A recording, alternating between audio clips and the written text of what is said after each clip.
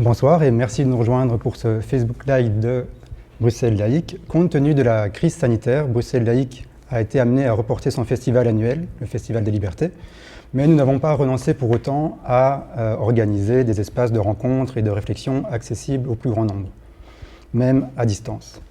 C'est comme cela qu'est née la campagne Liberté ou Sécurité, au pluriel, faut-il choisir, avec ZinTV à la réalisation technique. Campagne de laquelle nous explorons ces termes sous toutes leurs coutures, en passant par les sécurités ou insécurités sociales, la liberté d'expression, de circulation, la place de la police, etc. Ces rencontres sont disponibles chaque jeudi en vidéo live sur le Facebook de Bruxelles Laïque et de ZinTV, et par la suite sur notre page YouTube Festival des Libertés.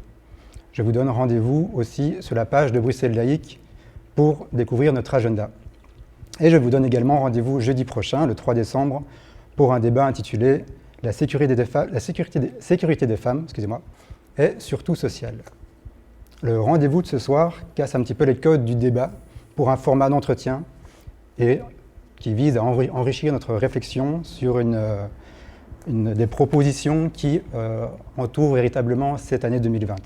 Une discussion que je mènerai avec notre invité, Thomas Berns, autour de questions qui sont au cœur des politiques et des informations sanitaires actuelles. Les statistiques des hospitalisations, des morts, des personnes infectées, mais également les usages politiques de ces données, de ces statistiques, le rôle ambigu ou bienfaiteur de la transparence, le sentiment de faillibilité ou au contraire d'infaillibilité des données chiffrées, etc. Comment garder à l'esprit une critique, une pensée claire qui devient cependant parfois une bataille de chiffres. Les partisans de certains discours alternatifs, autant qu'officiels, quels qu'ils soient, sans jugement, ne reculent pas non plus devant l'usage de données chiffrées alimentant d'autres réalités. Mais qu'est-ce que la réalité dans ce cadre-ci ? Thomas Berns, maintenant je vais vous présenter en quelques mots. Je citerai parmi vos différentes casquettes le fait que vous êtes professeur de philosophie politique à l'Université libre de Bruxelles.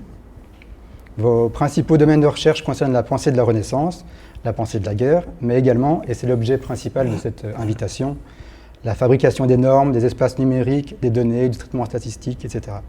Ce qu'on appelle parfois le big data, le data mining, le deep learning, autant de mots un petit peu barbares qu'on va essayer de débroussailler ce soir, sans pour autant tous les définir précisément, mais on en parlera.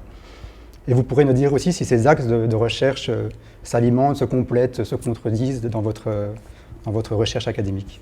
Vous êtes auteur, entre autres, de La guerre des philosophes, votre dernier bouquin, sorti en 2019, et une généalogie de l'histoire statistique, de la politique statistique, par exemple, Gouverner sans gouverner. Et vous collaborez régulièrement à la revue Multitude, pour laquelle vous avez écrit des textes qui nous ont aussi inspiré cette invitation, des textes en lien avec la gouvernementalité algorithmique, vous pourrez nous en dire un mot, quelquefois coécrit aussi avec Antoinette Rouvroy, que l'on salue ce soir également. Rentrons dans le vif du sujet. Pour cette première partie, je voulais savoir un petit peu si les données étaient notre salut. La population, mais également la puissance publique, les médias, ont passé ces derniers mois à scruter des graphes, commenter des tableaux, nous informer à partir de données. Alors on pense à Sciensano, on pense par exemple à ce type de graphe qu'on voit passer aussi, Covid Data, mais également pour les utilisateurs en télétravail, les gens en télétravail, les débats autour de Zoom, qui a des problèmes possiblement de données.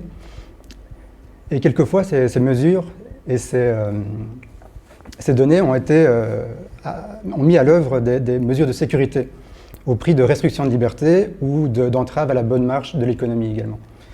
Vous qui travaillez ces matières, que vous inspire plus globalement, on va commencer comme ça, l'époque dans laquelle on est. Bien, merci pour cette invitation et pour cette introduction. Donc, qu'est-ce que cela m'inspire ? Je retiens de la question, donc le fait que ce que vous visez là, c'est l'idée générale que nous nous trouvons face à un phénomène de politique des données, c'est-à-dire que la donnée serait devenue un élément essentiel de la politique dans laquelle nous nous trouvons. Donc nous sommes gouvernés par des idées Et je le précise immédiatement, quand j'emploie ce mot gouverner, quand je parlerai d'un gouvernement par les données, je ne vise évidemment pas un quelconque gouvernant au sens d'une personne qui serait en train d'orienter la réalité sur cette base-là, mais tout simplement le fait que la plupart de nos comportements sont désormais agis, sont désormais orientés, sont désormais conduits par des phénomènes de récolte de données en quantité massive, de traitement de celles-ci et même d'action sur nos environnements sur la base de ces récoltes massives de données et du traitement souvent de nature algorithmique qui est produit de celles-ci. Donc ça, je dirais que c'est le paysage dans lequel nous nous mouvons désormais, qui, en effet, s'accompagne toujours, et je crois qu'on le ressent tout particulièrement maintenant dans cette espèce de marche en avant, souvent effrénée, qui fait appel à des solutions techniques les plus diverses qui seraient censées répondre à la situation de crise sanitaire par rapport dans laquelle nous vivons.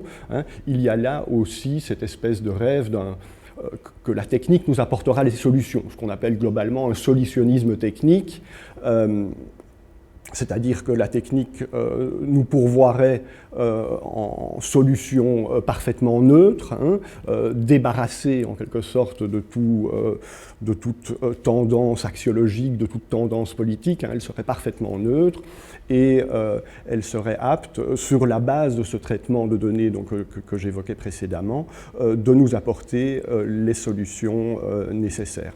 Alors, ce contexte global, effectivement, je m'attache de manière bien plus large, évidemment, qu'au travers de la réalité de la crise du Covid, je m'attache à l'analyser. Et puisque vous évoquiez dans un premier temps les différents travaux que je fais, eh bien, je mettrai ça globalement dans le cadre d'une recherche qui vise à interroger les changements de normativité, les changements de régime normatif qui nous agissent. Partant de l'idée que ceux-ci sont multiples, tout simplement, que ceux-ci sont historiques, qu'ils évoluent dans le temps, et qu'ils sont multiples. À savoir que, incontestablement, nos comportements ont pu être agis, ont pu être orientés par le biais, par exemple, c'est un exemple que je sors souvent et qui me vient bien entendu, entre autres de Foucault, par exemple par le confessionnal. Le confessionnal est un dispositif technique, matériel, qui présuppose bien entendu la présence d'un être de nature théologique, des références transcendantales, etc. Peu importe, laissons tout ça de côté, mais ce dispositif a permis d'organiser, je dirais, les comportements, mais aussi de créer une certaine idée de ce qu'est l'humain. Qui, comme le Foucault le montrait par exemple, est dès lors envisagé toujours en tant qu'être de désir, et de désir même insatiable ou de désir caché, etc. C'est-à-dire que ce confessionnal, ce dispositif normatif, il a produit un certain savoir, il a produit une certaine identité, il a produit un certain sujet. Voilà, ce genre de choses, je m'attache à le décoder. Alors j'ai cité le confessionnal. On peut prendre un autre exemple, évidemment, de dispositif normatif, et vous voyez que je brasse très large en disant cela, c'est typiquement tout ce qui relève du droit, de la loi, qui a produit, elle aussi, à la fois ces dispositifs, ces enceintes, ces structures, sa science, la science juridique, ces espaces, l'espace du procès, et qui a produit certainement de la contrainte, évidemment, qui a pu être un outil, et parfois un outil violent, évidemment, répressif, mais qui a aussi produit un sujet, non plus un sujet désirant, mais ce fameux sujet de droit. Et quand on dit sujet, on veut dire évidemment quelque chose qui est à la fois assujetti, mais aussi un sujet qui est capable de faire face à ce dispositif normatif. Autre exemple, on a eu la production, me semble-t-il, tout au long du 19e et du 20e siècle, la production, la naissance d'une nouvelle science qui était la statistique, qui a elle aussi produit des nouvelles catégories, des nouveaux sujets, un homme moyen par exemple, et aussi qui a produit des nouvelles possibilités d'émancipation. Tout notre état social par exemple peut être analysé dans son rapport avec l'émergence de cette science qui était la statistique au 19e et au 20e siècle. Et puis maintenant, il me semble qu'on a dès lors un nouveau type d'appareil normatif, un nouveau type de dispositif qui nous amène à faire des choses, à faire des choix, à considérer qu'une chose est possible ou n'est pas possible. Et tout cet ensemble de dispositifs normatifs, avec Antoinette Rouvroy, que vous évoquiez tout à l'heure, on a décidé de le situer mais ce n'est qu'un mot, hein, il peut parfaitement être déconstruit, sous le vocable de gouvernementalité algorithmique. C'est-à-dire qu'on avait un ensemble de dispositifs qui peuvent être des dispositifs privés, hein, des activités privées tenues par des boîtes qui nous amènent à choisir un produit ou qui ciblent une publicité, etc. Et aussi des appareils publics, évidemment, mais dont la caractéristique est qu'elles sont toujours, que ces activités normatives sont toujours nourries par des pratiques de récolte de données. Et c'est cet ensemble-là, cette nouvelle réalité que j'essaye de mesurer. Alors quand j'ai dit tout à l'heure qu'il me semblait que chacune des structures normatives que je citais, et je ne veux faire l'éloge d'aucune d'elles en particulier, elles sont toutes historiques, et parfois elles sont en concurrence les unes avec les autres, parfois elles coexistent, etc. Et elles ont des effets distincts, les uns bénéfiques, les autres nocifs, etc. Mais en tout cas, quand on regarde une histoire longue, et vous avez évoqué le fait que je travaille souvent aussi sur des auteurs de la Renaissance, c'est-à-dire juste situés au seuil de notre modernité, quand on regarde les choses depuis une histoire un peu longue, on peut voir évidemment émerger ces sujets qui ont été produits face à ce que j'appelle ces structures normatives. Et le constat, pour avancer de manière un peu rapide, le constat que je ferai face à la situation dans laquelle nous sommes, face à ce nouveau gouvernement par les données ou cette nouvelle gouvernementalité algorithmique, c'est qu'elle n'a pas fait émerger de sujets face à elle. C'est-à-dire que nous ne sommes pas des sujets politiques à la hauteur des dispositifs qui orientent nos comportements. Alors, ceci ne veut pas dire que nous sommes devenus des incapables, évidemment. Ça signifie tout simplement que le dispositif normatif en question affaiblit sans doute ou freine pour l'instant les possibilités de devenir un sujet à la hauteur du dispositif qui oriente, avec bien entendu notre participation, notre complicité active, qui oriente nos comportements. Pour le dire de manière très sommaire, je considère souvent que le moteur de recherche que sans doute la plupart d'entre nous utilisent, sans doute à tort aussi, ce moteur de recherche est sans doute le principal acteur de notre visibilité dans le nouvel espace public contemporain. Or, le nouvel espace public contemporain, ce que vous voulez dire le numérique? Effectivement, cet espace est, entre autres, organisé par un biais numérique, mais le moteur de recherche en question, il permet aussi de rendre visibles ou pas visibles les activités de telle association dans la vie réelle. Donc, cette séparation entre numérique et vie réelle n'a plus beaucoup de sens à mes yeux, de toute manière. Par contre, l'outil l'est, ça certainement. Mais ce que je voulais simplement dire, c'est que si, effectivement, on peut considérer que cet acteur fait d'algorithmes ou d'une suite d'algorithmes définit plus ou moins nos visibilités dans l'espace public contemporain, et j'emploie public ici avec des guillemets, je n'ai pas le sentiment face à cela que nous serions pour autant des sujets au sens actif du terme de ce gouvernement-là. Voilà. Et c'est cette interrogation-là que j'essaye de mener. Qu'est-ce qui produit cet affaiblissement, je n'ai pas dit cette disparition, mais cet affaiblissement de nos possibilités de devenir sujet, c'est-à-dire aussi de freiner les activités de cette nouvelle gouvernementalité. Pourtant, le tableau que vous dressez, il y a quand même des choses qui sont de l'ordre du politique de la contrainte, parce que vous reprenez cette phrase d'Alain Desrosières, ce grand spécialiste de l'histoire des statistiques qui nous a quittés il y a quelques années. Les données ne sont pas données. Il y aurait un prix à payer à récolter ces données. Qu'est-ce que vous pouvez nous en dire sur ce prix et qu'est-ce que ça veut dire que les données ne sont pas données au-delà du jeu de mots?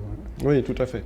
enfin du très beau jeu de mots, oui. Il faut le reconnaître, du jeu de mots, je veux dire, qui nous interroge directement. Je crois qu'on pourrait passer notre soirée à discuter de ce jeu de mots avec tout le paradoxe qu'il contient.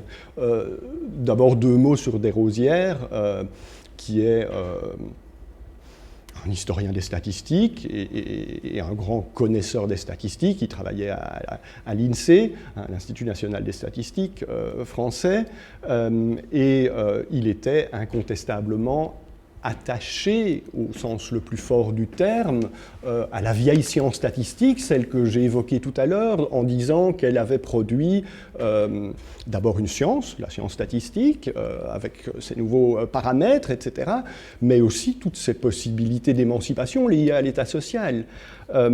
Or, à la fin de sa vie, trop bref, puisqu'il est mort il y a quelques années, hélas, il s'est intéressé, venant de ce monde-là, il s'est intéressé, dans un dialogue qu'on a pu mener avec lui, d'ailleurs avec Antoinette, il s'est intéressé à ces nouvelles pratiques statistiques qui se sont massifiées incontestablement en l'espace de 10 ans, qui ont cette grande différence qu'elles nous ont fait passer quelque part d'une science de la statistique qui certes n'était pas sans rapport avec le politique, comme je l'ai dit, elle a eu des effets sur la politique, mais c'était une véritable science avec son ethos propre vers quelque chose qu'on pourrait appeler de la statistique décisionnelle, c'est-à-dire de la statistique qui est immédiatement politique, qui n'est plus aux prises avec non pas une séparation idéale, évidemment, à laquelle je ne crois pas et à laquelle certainement lui-même ne croyait pas, entre savoir d'une part et politique d'autre part, mais en tout cas pas à la fusion totale de l'un dans l'autre.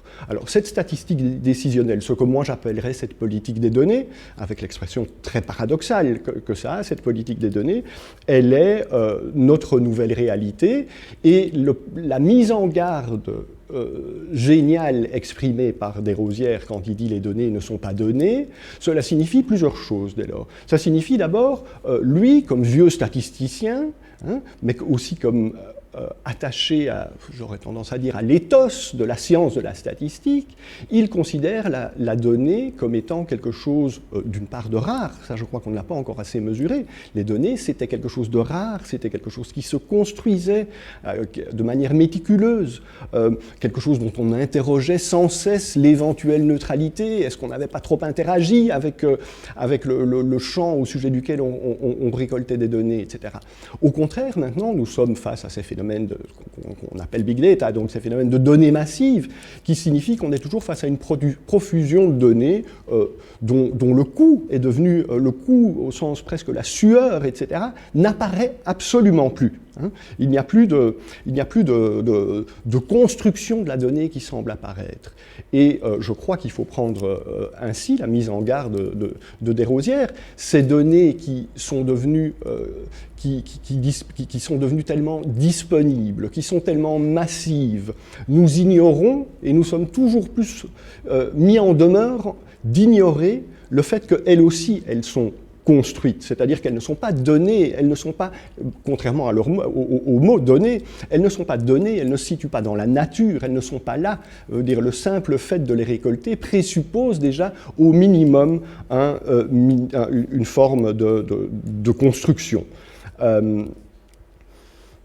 Et cette mise en garde, elle est salutaire, parce que si je voulais nourrir un peu plus le diagnostic dont je suis parti sur une politique des données, j'aurais tendance, de manière de nouveau sans doute trop schématique et caricaturale, à dire que nous sommes à la fois face à des phénomènes de profusion de données, face auxquels le seul fait de pouvoir les traiter apparaît comme une victoire. C'est-à-dire, et là on retombe sur le phénomène de solutionnisme technique, le simple fait, et c'est quelque chose de génial, le simple fait d'avoir la possibilité de disposer désormais de données en quantité aussi massive a pour conséquence, évidemment, la nécessité de traiter celles-ci, mais tout traitement de données apparaît en tant que tel comme une victoire qui ne mérite pas en tant que tel d'être questionné. Alors, cet ensemble de phénomènes-là a pour conséquence, me semble-t-il, de donner lieu à quelque chose contre lequel nous met en garde l'expression « les données ne sont pas données », à savoir le danger d'une sorte d'objectivisme ou de naturalisme qui évidemment est là pour porter de manière forte tout phénomène normatif, tout phénomène d'action sur les comportements, sous prétexte que cette quantité massive de données dont nous disposerions serait en quelque sorte le reflet parfait de la réalité, voire serait la réalité elle-même. Alors, les données ne sont pas données, ça veut dire précisément ça. Ça veut dire, non, ce n'est pas la réalité. C'est déjà de l'ordre d'une construction, c'est déjà sous-tendu par des conventions, c'est déjà récolté en vue de quelque chose, même si cette en vue n'est pas connue, etc. Bref, ce n'est pas le réel. C'est déjà en train d'être pris dans ces phénomènes normatifs que j'essaye de décoder. Voilà, c'est ça, les données ne sont pas données. Pour être bien clair pour ceux qui nous écoutent, quand vous parlez de ce saut, cette différence qu'il y a maintenant avec cette massification des données par rapport à avant, l'avant, c'était par exemple l'importance des statistiques pour la construction de l'État. J'imagine quand on parle de la construction du recensement de la population, de la levée de l'impôt, c'est ça que vous voulez évoquer, par exemple. Oui, disons, ça c'est vraiment une sorte de préhistoire sur laquelle je me suis penché, qui allait vers le XVIe, le XVIIe siècle. N'allons même pas jusque-là. Quand je parle de cette précaution scientifique qu'on avait, qui s'est développée, au sujet de la récolte de données, je parlais de la statistique classique avec des personnes comme Quetelet au XIXe siècle, de ce qui a sous-tendu des politiques sociales, de ce qui a sous-tendu des analyses de la sécurité au travail et les possibilités de répondre avec des outils juridiques à celles-ci, etc. Dans ce cadre-là, disposer de données, c'est-à-dire les récolter, était d'une part quelque chose de lourd, de coûteux, c'était pas évident, il fallait interroger les gens en se souciant extrêmement fort de ne pas produire des réponses toutes faites, pour le dire de la manière la plus simple, de ne pas leur imposer des réponses. Il fallait toujours veiller aussi à rester autant que possible dans une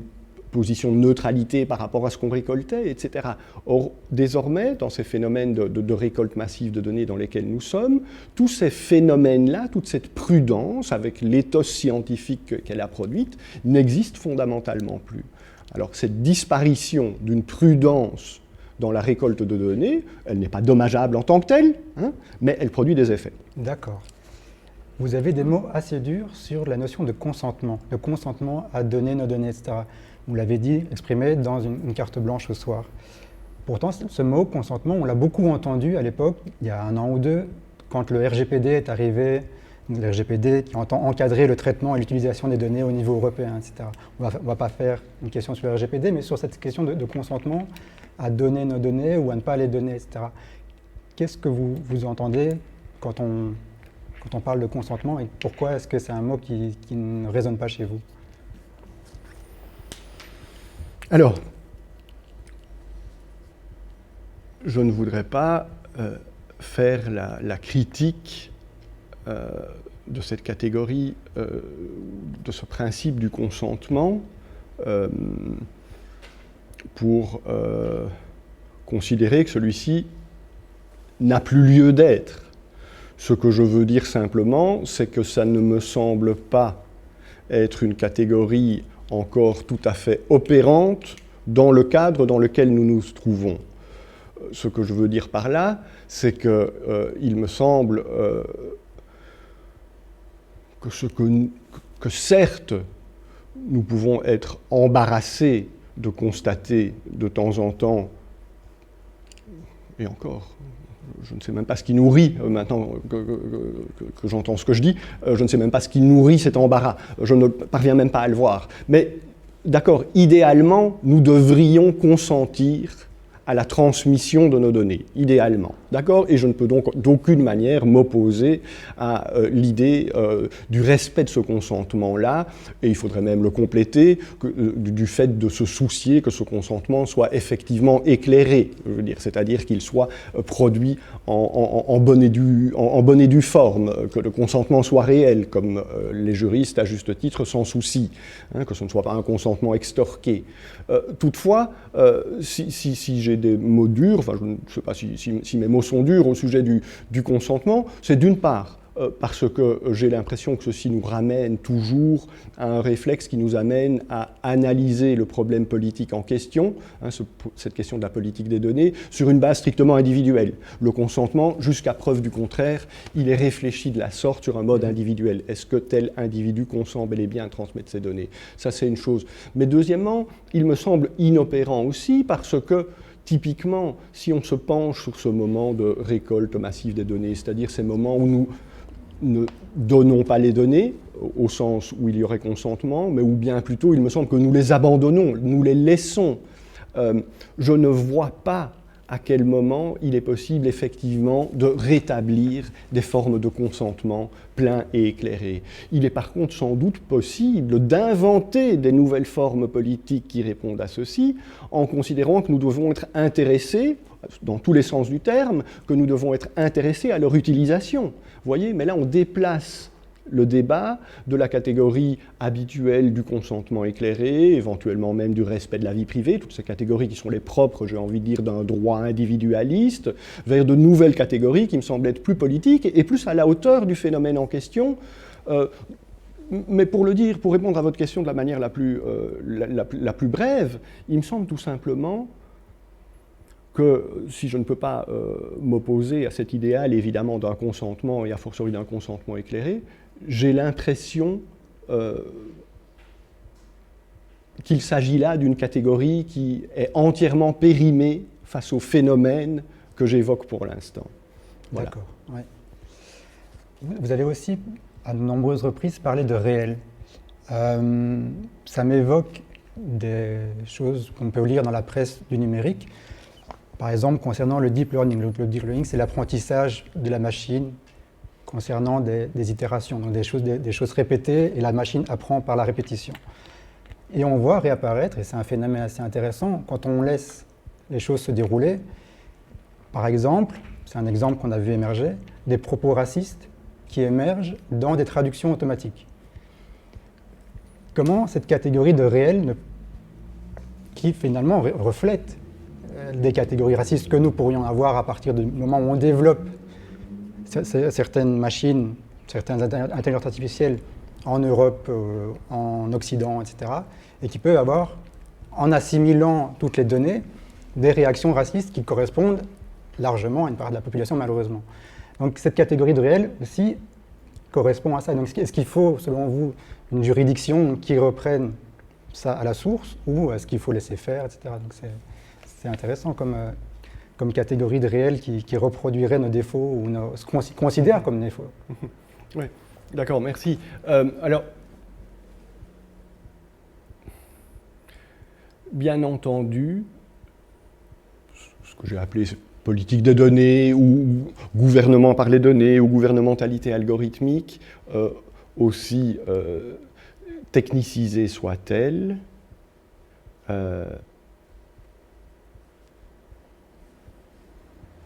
n'est pas nécessairement productrice de nouveaux phénomènes sans qu'on doive les imputer aux technologies en question pour autant.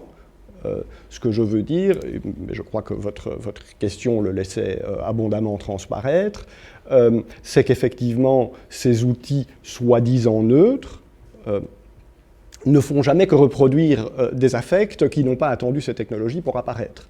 Ce que je veux dire par là, c'est qu'effectivement, nous avons des exemples d'analyse d'images par deep learning, etc., dont on a pu constater qu'elles peinaient, par exemple, pour ne fût-ce que décoder des images de citoyens qui ne seraient pas d'origine européenne. Hein. Je veux dire, ça allait jusque-là. Mais quelque part, ces erreurs techniques, qui peuvent être corrigées par ailleurs, mais ces erreurs techniques techniques ne font jamais que refléter, j'aurais tendance à dire, les équilibres habituels. Donc je ne suis pas en train, quand je décris cette nouvelle gouvernementalité algorithmique, de vouloir dire que la réalité qu'elle produit est fondamentalement nouvelle par rapport aux réalités qui précèdent, voire que les déséquilibres, les asymétries, les exclusions qui occupaient le réel précédemment pourraient disparaître ou être entièrement redistribuées grâce à elle. Donc sans doute qu'elle ne fait jamais que produire quelque chose qui n'est pas très nouveau, ce qui est une manière d'ailleurs d'en faire la critique.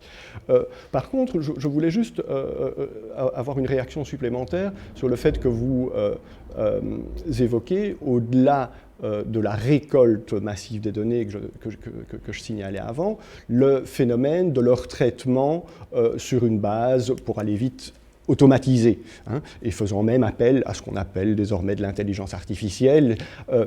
Ce que j'essaye de montrer, c'est et qui va me faire revenir sur quelque chose que j'évoquais précédemment, à savoir ce soi-disant positivisme qui nous entoure. Il me semble qu'une des conséquences de ce phénomène-là, dont on peut dire qu'il fonctionne en deux temps, récolte massive de données, traitement algorithmique et automatisé de celles-ci, avec la possibilité de produire des nouvelles formes de vérité très locales, hein, qui sont des corrélations, on va dire, pour aller vite.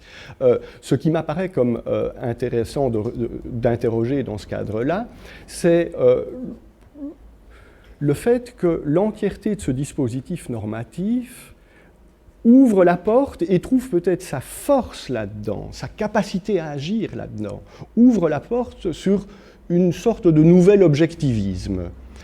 Certes, d'une part, ces données seraient récoltées sans que nous puissions tout à fait consentir, hein, on abandonne nos données, c'est-à-dire on n'est pas partie prenante. Si vous me demandez une information, je décide de vous la donner, c'est-à-dire que l'information, elle est marquée par ma subjectivité, on peut dire. Par rapport à ces données qui sont abandonnées en quantité massive, nous les laissons là, ce qui est d'une certaine manière une preuve à laquelle je ne cherche pas à croire, quand je dis évidemment qu'elles sont construites, qu'elles sont fabriquées, qu'elles sont tendancieuses, c'est justement pour déconstruire ce rêve, mais on a l'impression qu'elles ne peuvent pas mentir, qu'elles ne peuvent qu'être la réalité, parce que justement nous les abandonnons hors de toute forme de volonté. C'est-à-dire qu'elles sont l'expression d'énormément d'objectivité apparente.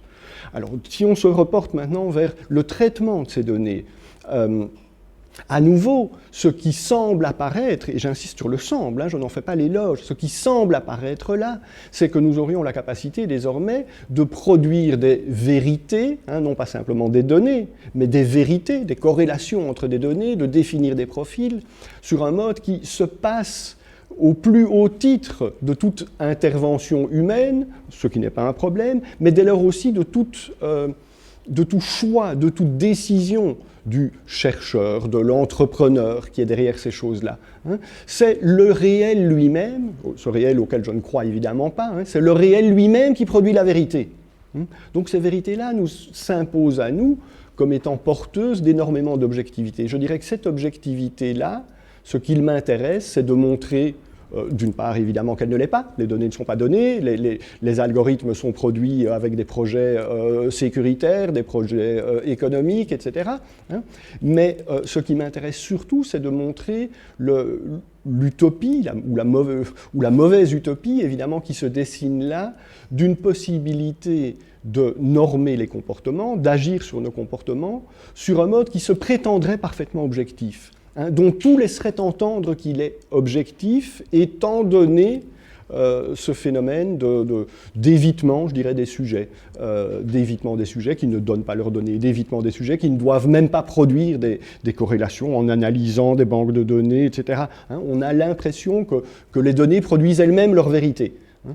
Voilà, alors cette forme d'émergentisme, en quelque sorte, il a pour conséquence un retour d'un positivisme, me semble-t-il, un retour d'un objectivisme qui, pour le coup, nourrit des nouvelles pratiques de gouvernement. Je veux dire, qui laisse entendre qu'il serait possible désormais de gouverner de manière objective, respectueuse du réel, et face à cela, le cri, j'ai envie de dire, de pousser, c'est attention, tout ceci a avant tout pour conséquence, et je m'arrête après, a avant tout pour conséquence de nous gouverner comme nous n'avons jamais été gouvernés. Non pas de nous gouverner sur un mode despotique, tyrannique, etc. Bien loin de là. Mais en tout cas, jamais nous n'avons été autant orientés dans nos gestes. Et voilà, c'est cette frénésie du gouvernement qui découle de cette prétention à l'objectivisme que je décrivais, que j'essaye de rendre un peu visible, on va dire. J'ai eu l'impression que ces dernières semaines, ces derniers mois, il y a eu, à un endroit localisé, une politisation de cette question, avec, paradoxalement peut-être, les applications de tracing. Donc, pour voir quelle personne est en contact avec telle autre par rapport à la crise sanitaire. Je parle de ça dans le sens où on a pu observer une sorte de compétition, sous pression effectivement souvent d'activistes ou d'organisations des droits et des libertés, à sortir l'application la plus safe en matière de collecte de données.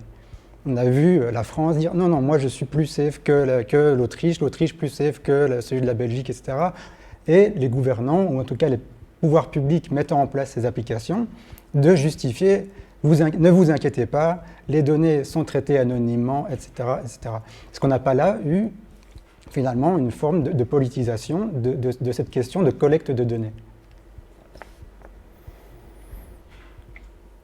Oui, effectivement, je crois qu'on peut constater une lente prise de conscience, j'ai envie de dire, de l'enjeu, de cet enjeu de la politique des données, et on ne peut qu'être heureux aussi de constater que le face-à-face, je dirais, s'établit enfin entre, d'une part, cette poussée ou cette frénésie à gouverner par les données, en disant ça, je ne veux pas la dénoncer comme étant un mauvais choix. Hein. Gouverner à partir des données, après tout, c'est une belle possibilité, sans doute. Ce que je me limite à dénoncer, c'est la frénésie de gouvernement qui l'accompagne, ou l'hypertrophie de gouvernement qui l'accompagne, dont on a quand même pu constater la réalité aussi ces derniers mois, en termes de développer tous les 2 jours un nouveau baromètre, j'ai envie de dire, hein, ou une nouvelle possibilité de traçage. Mais puisque vous l'évoquiez, effectivement, on a pu constater la naissance d'un véritable face-à-face entre cette tendance à développer des outils statistiques et face à cela, l'affirmation nette de la nécessité de respecter la vie privée, de vérifier que l'anonymisation des données est bel et bien effectuée. Toutes choses dont bien souvent on a l'impression qu'on doit d'abord presque s'excuser quand on dit « excusez-moi, ça compte quand même, ne nous emballons pas », etc. Mais mine de rien, effectivement, le face-à-face a lieu. De nouveau, d'une part, je ne sais pas s'il suffit, au sens où je ne suis pas convaincu que les catégories bien souvent trop individuelles qui sont employées dans ce face-à-face soient à la hauteur de la réalité, de la réalité politique à laquelle ils prétendent faire face. Je n'en suis pas sûr. Je veux dire, ça, ils sont, à mes yeux, encore et toujours trop individuels. Ils donnent lieu à une sorte de naturalisation de la catégorie de la vie privée. Hein. On se remet presque à rêver d'une vie privée, d'une vie intime, qu'il s'agirait de barricader, etc., sur un mode qui ne m'a pas toujours l'air, qui d'une part ne m'a pas l'air respectueux de la réalité de la catégorie de la vie privée, qui est beaucoup plus compliquée que ça, qui est beaucoup plus politique que ça. Hein. Il ne s'agit pas de protéger notre lit, l'espace de notre sexualité, notre intimité, etc. C'est pas ça la vie privée. Hein. C'est une catégorie qui se forge au travers de luttes politiques qui font émerger la vie privée. Ce que je veux dire, c'est que la vie privée ne préexiste pas, elle n'est pas quelque chose qu'il s'agit de défendre comme si elle préexistait au combat, elle est ce qui résulte, j'ai envie de dire, du face-à-face en question. Et ensuite, donc, autre problème que je signalais, c'était son caractère individuel. Évidemment, le problème de ce face-à-face, mais quelque part, c'est peut-être une tragédie qui est propre à toutes les vieilles luttes politiques. Le problème de ce face-à-face, c'est qu'on a l'impression aussi, et c'est ce que vous disiez, qu'il nourrit la possibilité d'une technologie safe, j'ai envie de dire, d'une technologie qui effectivement vérifierait, respecterait la vie privée, le caractère anonyme des données, etc. C'est-à-dire, étrangement, il reste pris dans l'utopie de la production d'une technologie neutre, plutôt que de participer à sa déconstruction. Donc là, voilà, j'ai sans doute des limites quant à ce face-à-face, même si on ne peut que se réjouir qu'il ait lieu, évidemment. Il y a dans le titre de cette rencontre, Technocratie, je voulais en 1 minute ou 2 m'en expliquer et vous laisser réagir par la suite. J'aimerais, dans cette partie, mettre en question les modes de gouvernance actuels. Alors, vous avez expliqué le point de vue, votre définition de gouvernement. Je voudrais bien peut-être aller un petit peu plus loin et se demander dans quelle mesure les transformations et les progrès technologiques, numériques que vous exposez peuvent être liés aux défis planétaires. Alors on pense aux pandémies, aux crises écologiques, etc., aux questions sociales également, si ça n'oblige pas à un saut qualitatif. Alors je l'ai qualifié de manière un peu provocante peut-être de technocratique, non pas au sens d'une technocratie qui s'isole, qui se complaît dans un entre-soi oligarchique, comme on pourrait le penser, et qui verrait le progrès technologique, donc ce que vous appelez aussi le solutionnisme technologique. Progrès technologique comme neutre et nécessairement bon en soi, mais au contraire, des élites ou un peuple, ou les deux ensemble, qui se branchent justement sur ces données, qui s'ouvrent aux défis qui sont devant nous et qui se mettent en ordre de bataille, dans le respect des institutions démocratiques, peut-être qu'on y reviendra, pour assumer ces fonctions avec méthode, compétence et savoir-faire. C'est un petit peu ça que j'entends derrière technocratique. Alors comment est-ce que vous accueillez cette proposition politique qui se construit quand même sur des constats et des débats qu'on entend tous les jours et qui fustigent, alors parfois avec des relents démagogiques, il faut bien le dire, mais qui fustigent une forme d'incompétence. Alors on a de nombreux exemples. Je ne voudrais pas de nouveau tomber dans le versant démagogique, mais une impréparation ou une immaturité, quelque part, par rapport à ces données qui nous entourent et qui sont néanmoins disponibles pour faire face aux défis. Donc, qu'est-ce que vous pensez de cette proposition un petit peu développée ici? Oui, d'accord. Alors, quant au mot technocratique que vous employez pour décrire cela, je suis tout à fait convaincu qu'il est opérant pour décrire la réalité en question. Et quant au constat que vous faites, qui est de considérer que bien souvent l'utilisation des outils en question, non seulement par des institutions privées, mais aussi par des institutions publiques, peut donner lieu à la production de gadgets dont l'efficacité n'apparaît pas de manière immédiate. J'en suis tout à fait convaincu. C'est ce que je tentais de décrire tout à l'heure en parlant non pas seulement d'un solutionnisme technique, mais d'une frénésie qui consiste à toujours vouloir produire l'outil suivant qui sera seulement capable de traiter les données dont nous disposons. Mais je voudrais simplement répéter, pour tenter de rendre manifeste la démarche que j'emploie moi-même par rapport à ce phénomène de technocratie que vous avez mentionné. Je voudrais simplement décrire le type de démarche que j'ai envie de développer au sujet de ce phénomène-là. À savoir le fait que ce qui me semble notoire dans le développement outrancier, parfois très peu efficace de ces solutions dont la qualité première serait justement d'être efficace.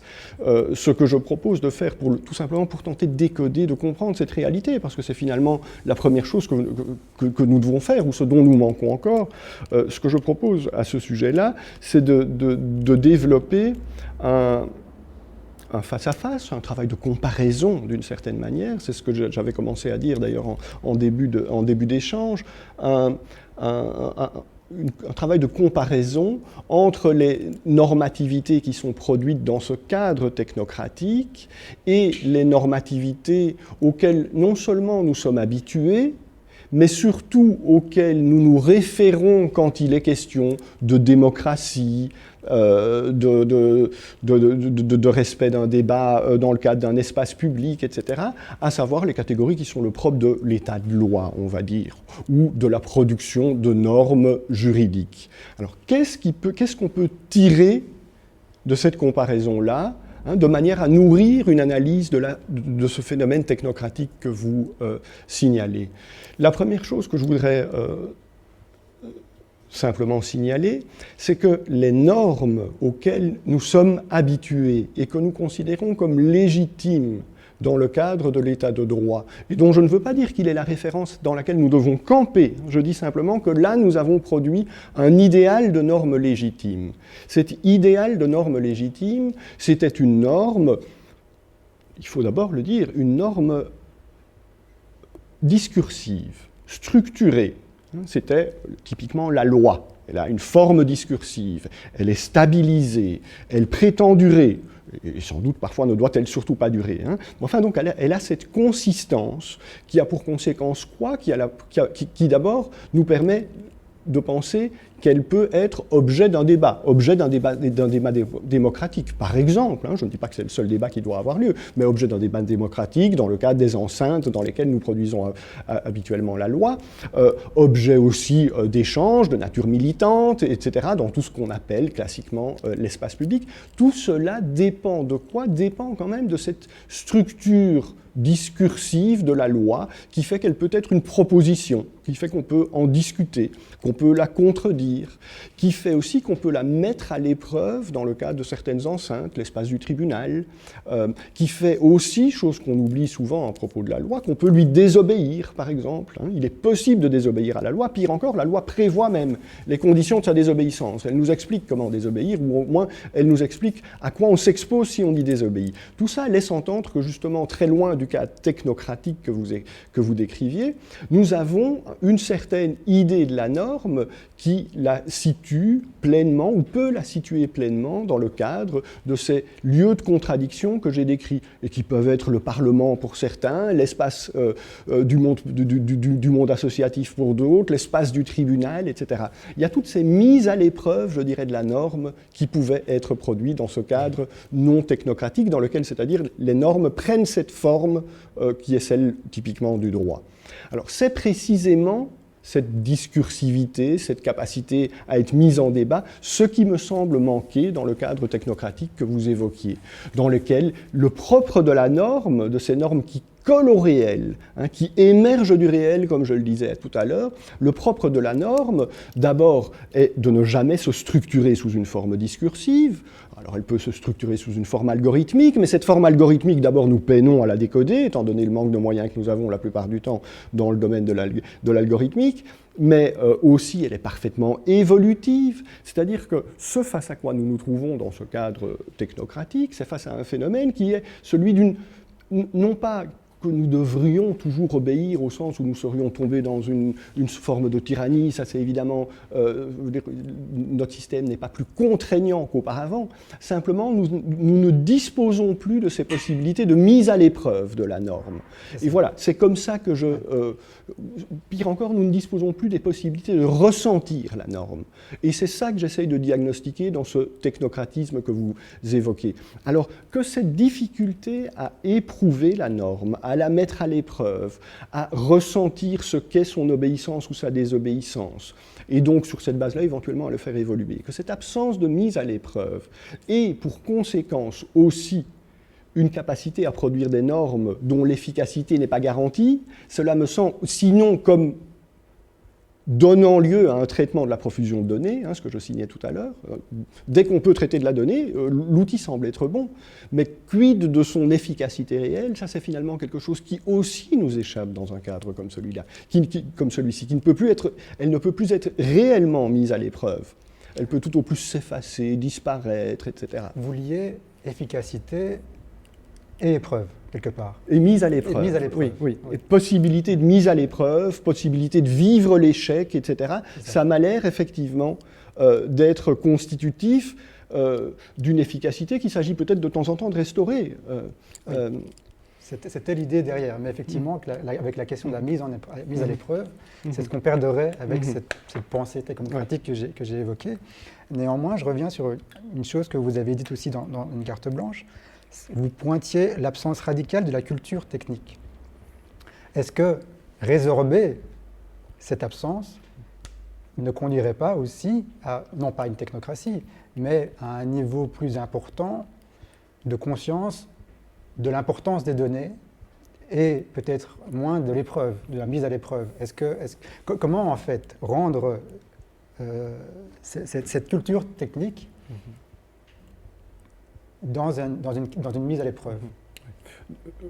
Alors, il y a deux réponses à votre question, et je voudrais surtout me désolidariser d'une des possibilités de réponse. Je vais commencer par celle-là, parce qu'évidemment, on voit tout de suite arriver le danger d'imputer éventuellement les mauvaises réactions à la technocratie en question, d'imputer ceci à ce qu'on appelle parfois le décrochage numérique, quel mot horrible, le décrochage numérique, c'est-à-dire à l'incapacité réelle des citoyens, l'incapacité technique des citoyens. Alors non, s'il n'y a pas de solutionnisme technique, comme je le disais tout à l'heure, il ne peut pas non plus y avoir, à partir du moment où on a fait le deuil de cette possibilité-là, il ne peut pas simplement y avoir un manque technique, j'ai envie de dire, de ceux qui sont orientés, agis par ces techniques. Ça non. Qu'il doive, à côté de ça, y avoir une culture technique qui émerge au sens d'une prise de conscience du caractère normatif des phénomènes que nous vivons. Alors ça, oui, si culture technique veut dire cela, c'est-à-dire prise de conscience du caractère politique de la technique, de la non-neutralité de la technique, alors bien entendu, je suis d'accord. Ce qui ne veut pas dire que nous devons tous commencer à être capables d'ouvrir notre ordinateur et que ce serait la condition pour devenir un bon citoyen. Ça, c'est monstrueux, évidemment. Mais par contre, que nous prenions conscience du caractère politique de tous ces outils techniques, alors bien entendu, si c'est cela. Oui, c'est ça. Ça va ? Ce qui motive aussi peut-être cette discussion, c'est la question politique. Elle a été citée à plus d'une reprise, au sens traditionnel, et de l'usage raisonné de ces collectes de données et de leur efficacité. Néanmoins, alors je reviens peut-être à une conception plus triviale de la gouvernementalité, du gouvernement et de la politique, au sens où on a pu observer, alors je citais les applications de tracing, et quelque part, à une méthode très archaïque, je ne parle pas du confinement, je parle du fait de noter son nom quand on allait au restaurant avant qu'il ferme, etc. Et je cite Caroline Sagesser du CRISP, qui disait, voilà, je vais puiser ma donnée sur Facebook, j'ai été voir son statut, elle disait « Aucun restaurant ou café n'a jamais été contacté suite à la contamination d'un client dont l'identité avait été méticuleusement notée. » Donc, je reviens quelque part à cette compétence, à cette efficacité, inefficacité. On est là dans une collecte de données qui a été totalement inefficace.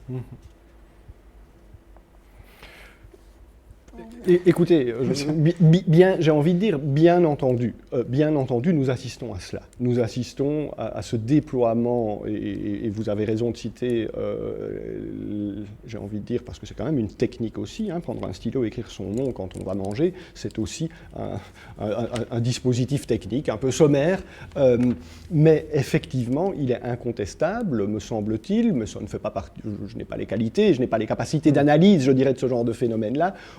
il est incontestable qu'on s'est trouvé dans une situation où on nous proposait, voire nous imposait, une multiplicité de dispositifs dont la première qualité fut, hélas, leur parfaite inefficacité.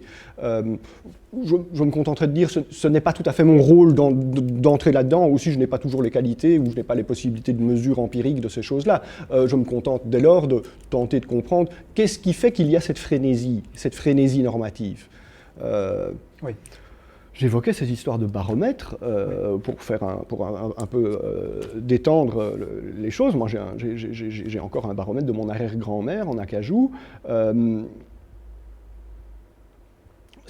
J'ai envie de créer un comité de défense du baromètre. Je veux dire, le baromètre, c'est une histoire fantastique qui va de Galilée à Huygens en passant par Blaise Pascal, Torricelli, etc. Je veux dire, c'est cette belle production, j'ai envie de dire, de l'outil technique, de l'outil de mesure. Nous sommes tellement éloignés de ça, mais nous avons tellement quitté ça. Alors certes, le vieux baromètre qui nous permettait d'anticiper autant que possible par le biais de la pression atmosphérique la météo, ou de connaître l'altitude, peu importe, ce vieil outil prétendait traiter une nature qui, soi-disant, était parfaitement extérieure à l'homme, etc. Et on peut dire qu'effectivement, les réalités qu'il s'agit de mesurer sont autrement complexes. Mais ce qui m'inquiète, voire me met en colère de temps en temps, effectivement, c'est plutôt la démultiplication des possibilités de produire un outil normatif, tous se justifiant par le fait qu'il traite de la donnée, qu'il passe par de la donnée, et qui ne pourrait dès lors que nous offrir des solutions qui sont meilleures, et dont vous avez raison de dire qu'il faut aussi pouvoir mesurer et signaler leur inefficacité.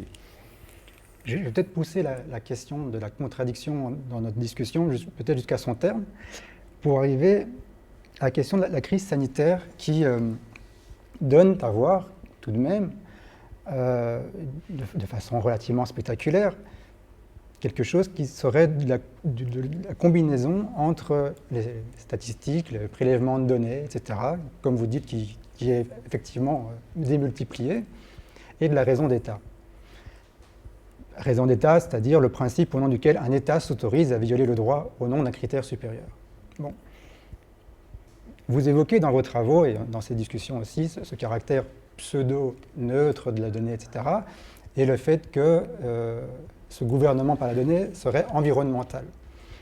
Donc nous n'aurions pas en tant que sujet de possibilité de modification, mais la modification serait celle de notre environnement. Pour autant, on voit que les mises à l'épreuve physiques, quand on va en rue, sans autorisation, quand on va dans tel endroit sans masque, etc., il y a un contrôle social qui s'appuie sur nos corps, beaucoup moins de manière environnementale, etc.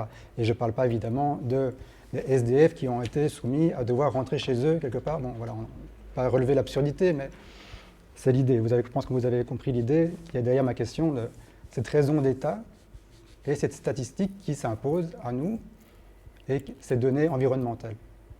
Est-ce qu'il n'y a pas là quelque chose, un gap, un écart assez flagrant et qui a été d'autant plus flagrant ces derniers temps?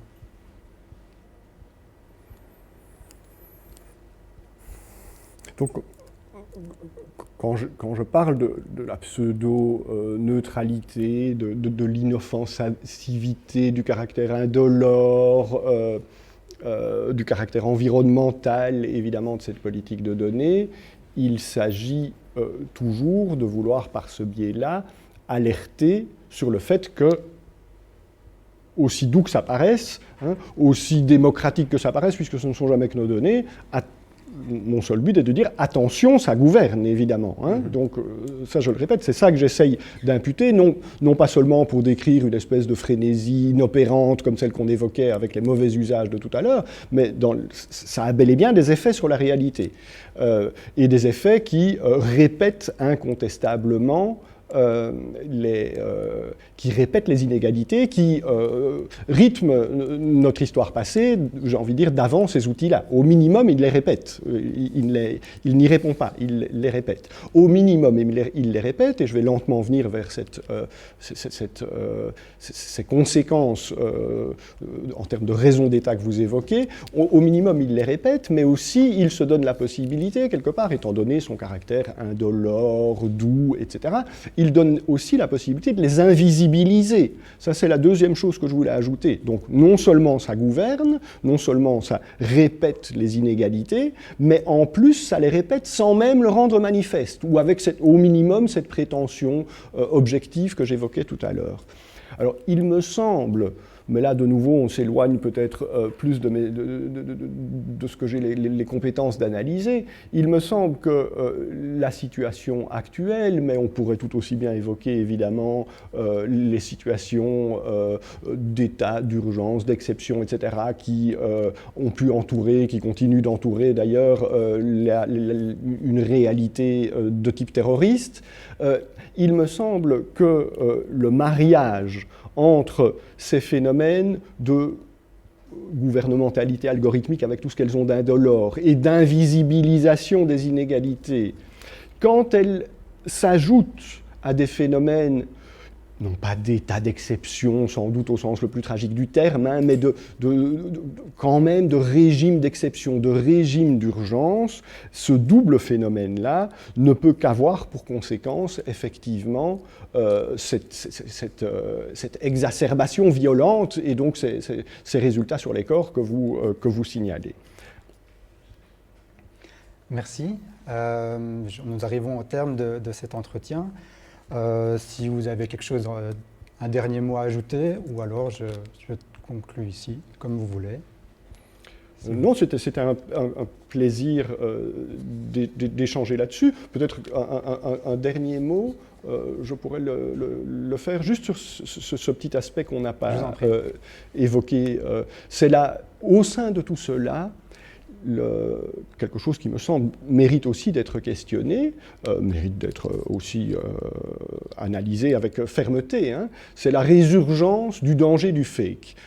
Oui, voilà. On peut en parler, c'est vrai qu'on en a parlé en préparation de cette rencontre. Ça m'a l'air d'en être un des points d'aboutissement possible, non pas évidemment pour d'une manière ou d'une autre vouloir défendre ces soi-disant fakes, mais pour d'une part, notez sans doute que leur résurgence, parce que je n'aurais pas tendance à dire que c'est un phénomène entièrement nouveau, je crois qu'il y a toujours eu du fake, évidemment, mais leur résurgence, le leitmotiv qui apparaît, incontestablement est nourri par notre environnement technologique et les possibilités de trucage, j'ai presque envie de dire, qui lui sont propres. Ok, on laisse ça de côté.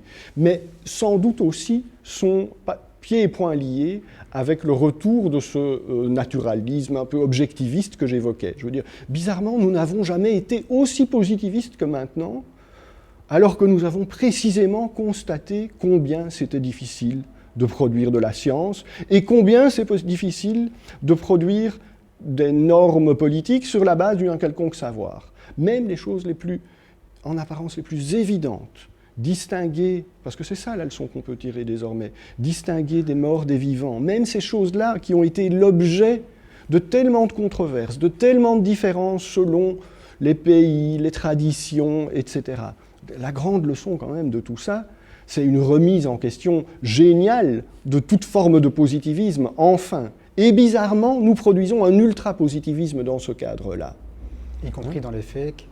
Et dès lors, nous rétablissons quelque part cette catégorie du fake qui est étrange. Le fake, c'est à la fois ce qui contredit la science, la vérité, mais aussi qui la contredit sur un mode qui réclamerait une réponse judiciaire. Donc c'est non seulement une contre-vérité au sens scientifique du terme, mais c'est aussi un trucage, une falsification.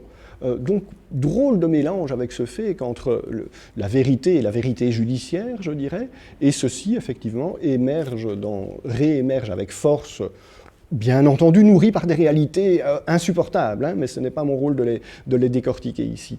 Mais par contre, je trouve qu'effectivement, elles sont le vis-à-vis inquiétant, hein, elles sont une catégorie émergente inquiétante dans ce retour d'un certain positivisme qui nous organise. Voilà. Merci d'avoir soulevé ce point en conclusion. Je remercie l'équipe de Bruxelles Laïque et de Zine TV, et je vous donne donc rendez-vous la semaine prochaine avec ma collègue Paola qui animera le débat intitulé « La sécurité des femmes est surtout sociale ». Sera notamment évoqué les activités naturellement, entre guillemets, féminines, le travail domestique, le travail des soignantes et tout ce qui relève du care. Ces activités ont été mises au devant de la scène sans que cela n'aboutisse, par exemple, dans ce monde dit d'après, à une revalorisation économique ou autre. Et on va se quitter en musique. Et pour conclure donc, cette discussion, je vous dis d'abord merci beaucoup Thomas Berns pour cette passionnante discussion. On a dit beaucoup de choses, il faudra peut-être regarder la vidéo plusieurs fois, mais en tout cas, merci d'avoir joué le jeu. Merci à vous tous. On va se quitter en musique, donc je le disais, et j'ai voulu vous emmener dans l'univers un peu feutré de Cabane.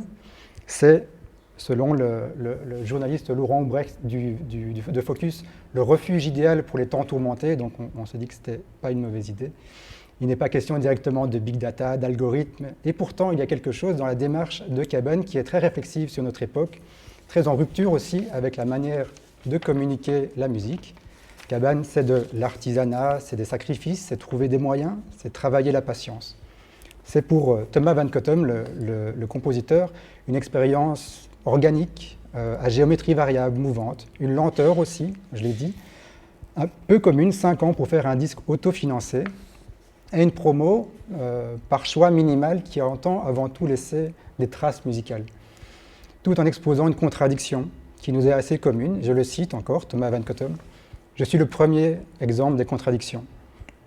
Par exemple, en voulant se contenter de gestes artistiques et en inondant malgré tout ma page Facebook des chroniques sur mon disque. » Bonne écoute, bonne soirée.